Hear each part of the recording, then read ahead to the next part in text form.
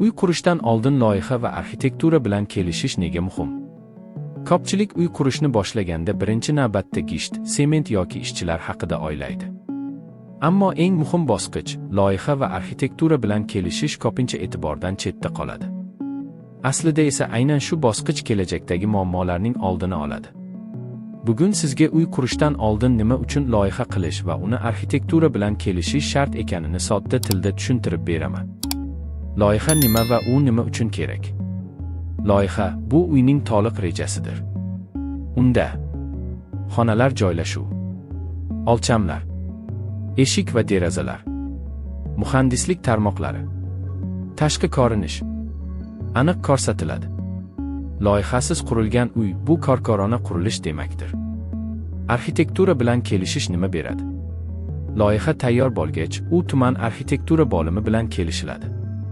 Bu jarayonda uy shahar rejasiga mos kelishini, qo'shnilar huquqini buzmasligini, sanitariya va xavfsizlik talablariga javob berishini ta'minlaydi. Agar loyiha kelishilmagan bo'lsa, qurilish to'xtatilishi yoki hatto buzib tashlanishi mumkin. Qanday muammolar oldi olinadi? Loyiha va kelishuvsiz qurilish quyidagi muammolarga olib keladi. Qo'shnilar bilan nizolar, jarimalar, qurilishni majburiy to'xtatish, ortiqcha xarajatlar. Ko'p hollarda odamlar keyin hujjat qilaman deydi, lekin bu ko'pincha qimmatga tushadi. To'g'ri loyiha tejamkorlik demakdir.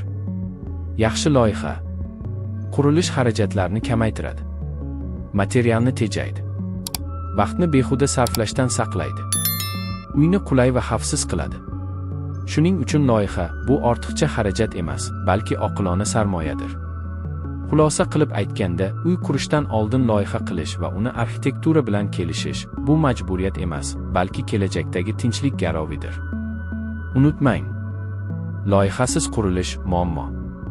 Loyiha bilan qurilish ishonch. Agar siz uy qurishni rejalashtirayotgan bo'lsangiz, avval loyihadan boshlang. Videoni foydali deb bilsangiz, uni boshqalar bilan ulashing va kanalga obuna bo'ling. Fikr va mulohazalaringiz bo'lsa kommentariyada qoldiring.